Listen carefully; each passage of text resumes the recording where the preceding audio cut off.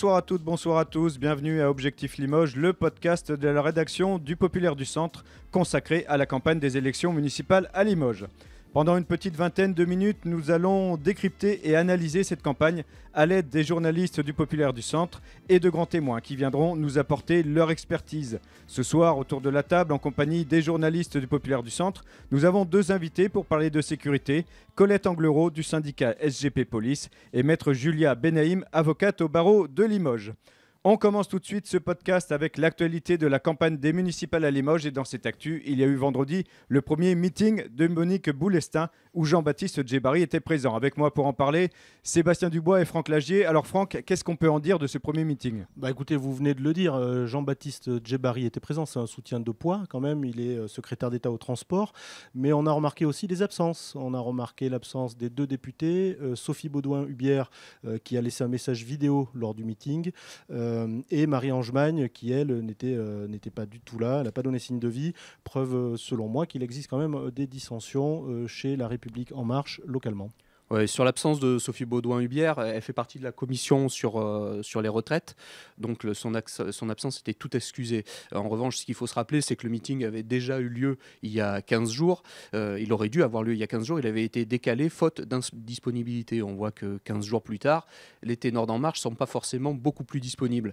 Ce qu'il faut comprendre, c'est qu'il y a deux divisions au sein d'En Marche. Il y a ceux qui souhaitaient une union directe avec le maire, dont Marie-Ange Magne, ce qui explique sans doute son absence vendredi soir, et il y a ceux que l'annonce comme tête de liste de Monique Boulestin ne séduit guère, ça ne plaît pas trop forcément chez les marcheurs.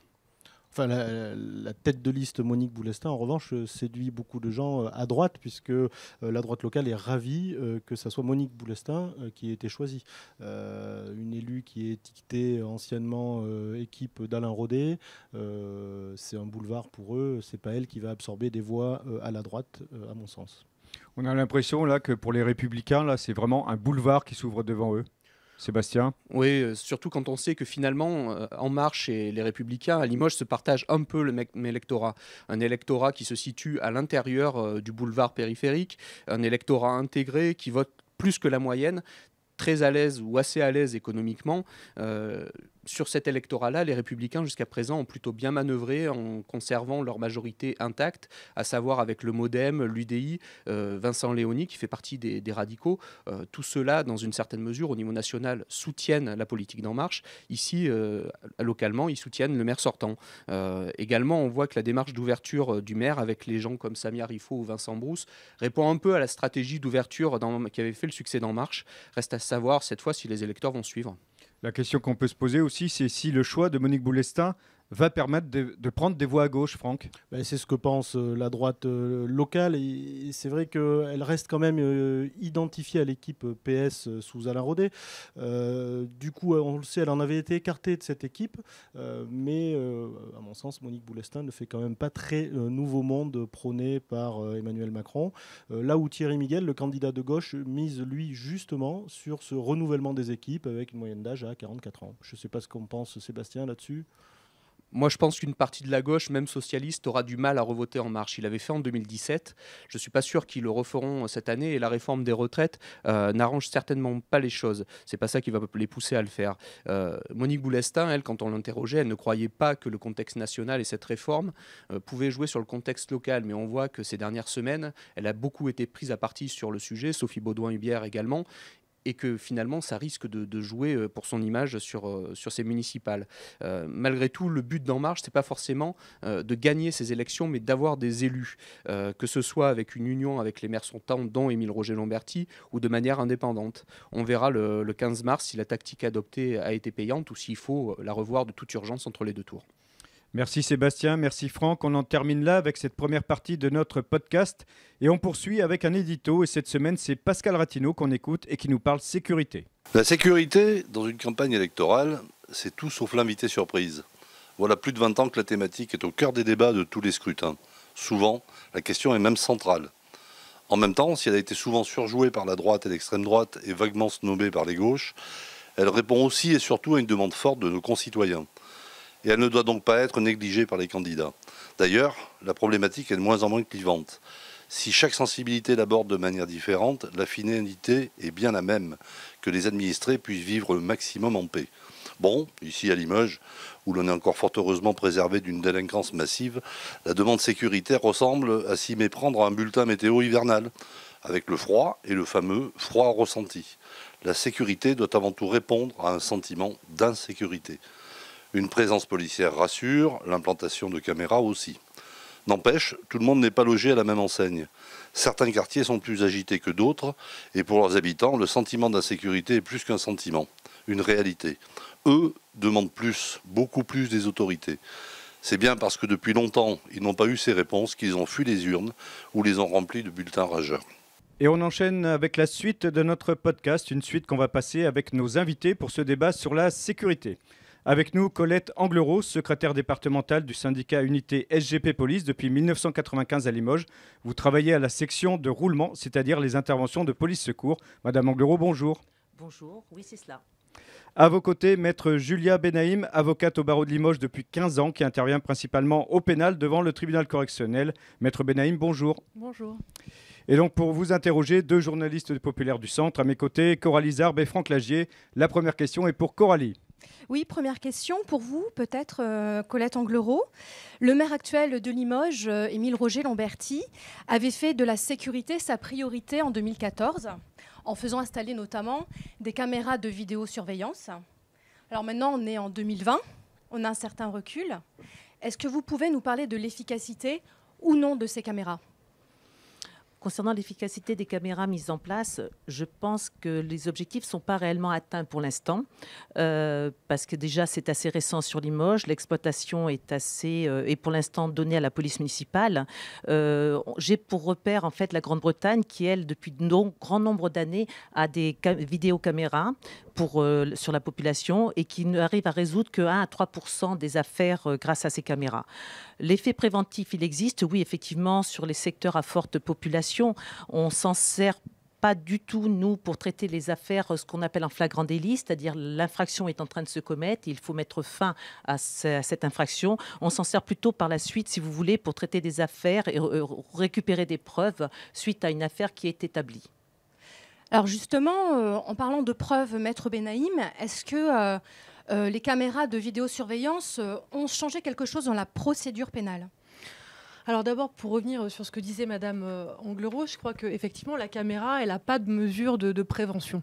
La caméra, elle ne joue pas de rôle dans la sécurité, en tout cas, je ne pense pas. Elle peut éventuellement ensuite, dans un second temps, jouer un rôle en termes de preuve. Alors, déjà, sur l'aspect création du film, on va dire, il y a déjà deux obstacles.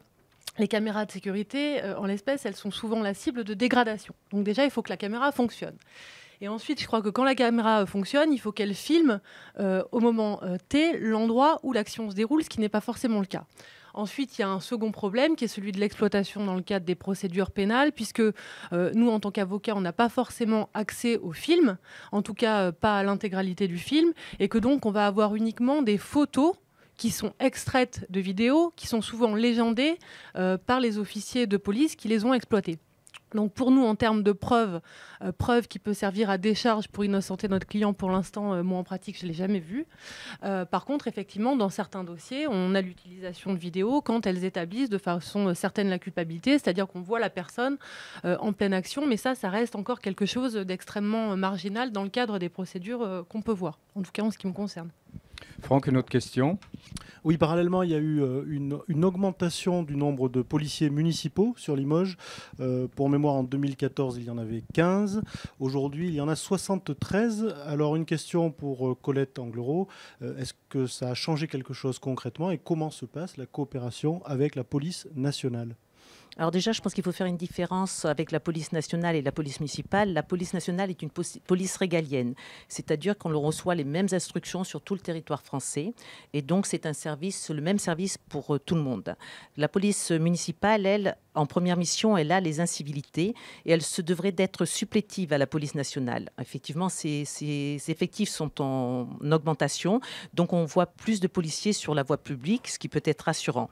Mais à mon avis, pour vraiment retrouver l'efficacité et une bonne coopération entre les deux, il faudrait déjà mieux répartir les tâches qui devraient être en corrélation avec les qualifications de chacun. Une police municipale étant un agent de police judiciaire à l'article 21 qui est là pour tout ce qui va être contraventionnel et incivilité, alors que la police nationale va avoir en charge des procédures sur les délits, les crimes et des choses, et sera donc agent de police judiciaire à l'article 20 ou officier de police judiciaire. Et en tant que policière nationale, est-ce que vous pensez que la formation des policiers municipaux est suffisante ? Alors là, par contre, non, je pense que ce n'est pas du tout suffisant.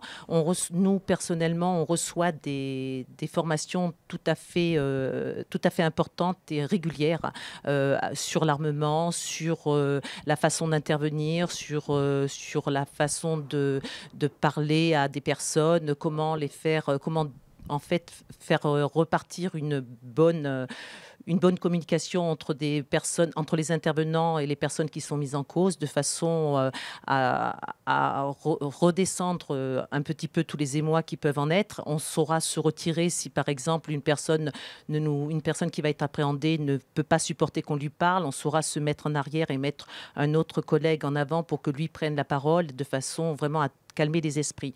Que la police municipale, je pense, à ce jour, n'a pas encore eu l'opportunité d'être correctement formée. Une autre question, Coralie ? En fait, c'est juste demander à Maître Benaïm si vous avez un commentaire particulier sur la police municipale qui, effectivement, a augmenté ses effectifs de manière considérable. Est-ce que vous les retrouvez d'une manière ou d'une autre dans votre travail ? Oui, on les retrouve d'abord parce que effectivement le nombre de policiers municipaux a augmenté de façon extrêmement importante ces dernières années. Donc par définition, c'est des gens qui sont en poste de façon extrêmement récente. S'agissant des interventions, je pense notamment aux interventions dans les quartiers dits sensibles, étant donné que ce sont des gens qui viennent d'arriver, ils ont nécessairement une connaissance du terrain qui est moindre, et notamment une connaissance des gens qui animent ces quartiers qui est moins importante aussi.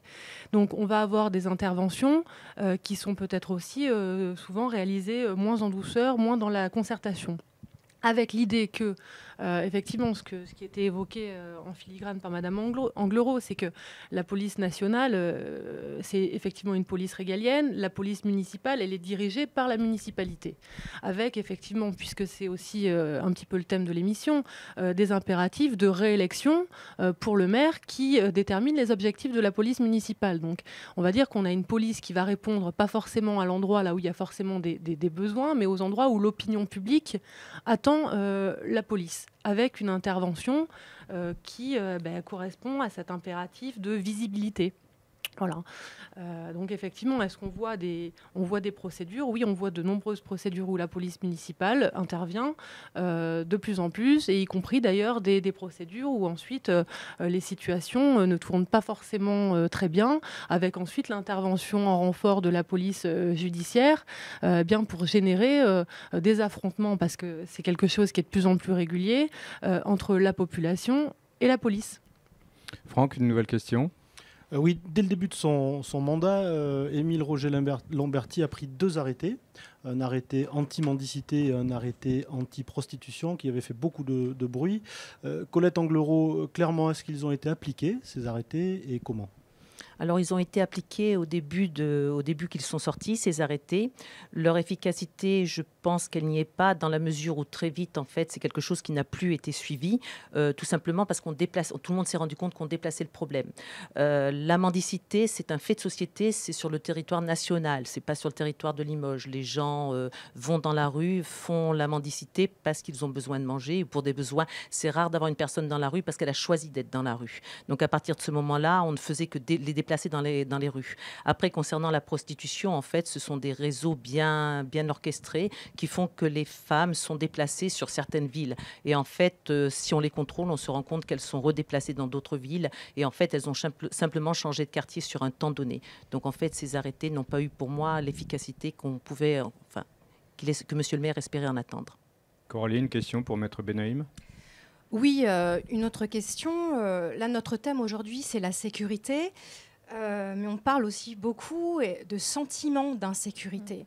Selon vous, Maître Benaïm, est-ce que ce sentiment-là, qu'on peut retrouver sur les réseaux sociaux notamment, est-ce qu'il est légitime à Limoges ? C'est bien de distinguer, je pense, la question de la sécurité ou de l'insécurité et du sentiment de sécurité ou d'insécurité. Il me semble qu'à l'heure actuelle, et on a tous plus ou moins regardé un petit peu les chiffres de la délinquance sur les dernières années, grosso modo, ils sont à peu près stables. Par contre, je crois qu'il y a désormais une information beaucoup plus importante, que tous sur nos portables, on fait défiler plusieurs fois par jour l'intégralité des faits divers de la région ou au niveau national, et qu'il y a une meilleure information, un meilleur relais de toutes les infractions, de tous les délits, de tous les crimes, et qu'à mon avis, c'est davantage cette information-là qui fait qu'on a un sentiment d'insécurité. Parce que je crois qu'aujourd'hui, les chiffres de la délinquance n'ont pas augmenté, il n'y a pas de bombe de la délinquance qui alimenterait vraiment et de façon légitime l'idée d'une insécurité. Alors, je crois, par contre, sur certaines infractions données, comme c'est le cas pour les infractions en termes de violences sexuelles, de violences faites aux femmes, avec une libération de la parole, ça c'est vraiment par exemple un domaine où on en parle plus, il y a donc plus de procédures, mais factuellement, je n'ai pas le sentiment qu'il y ait plus de ces infractions qui soient commises dans la réalité des faits. Une dernière question, Coralie. Oui, alors de par vos expériences en fait respectives à toutes les deux, vous êtes en contact direct avec des personnes ayant commis ou soupçonnées d'avoir commis des actes délictuels, voire criminels. Pouvez-vous nous dire quelles sont vos observations sur le visage de la délinquance aujourd'hui et comment il a évolué selon vous ces dernières années ? Concernant la délinquance, ce que l'on déplore aujourd'hui et qui est affligeant, c'est de voir que cette délinquance se rajeunit. On retrouve de plus en plus de jeunes personnes dans nos services qui n'ont pas lieu d'y être, souvent également des jeunes filles. Et ce qui est encore plus intolérable, si vous voulez, c'est le manque de respect fait aux services comme les médecins ou les sapeurs-pompiers, qui sont des services de secours, donc qui n'ont pas lieu d'être mis à mal sur la voie publique, ça ne devrait même pas exister.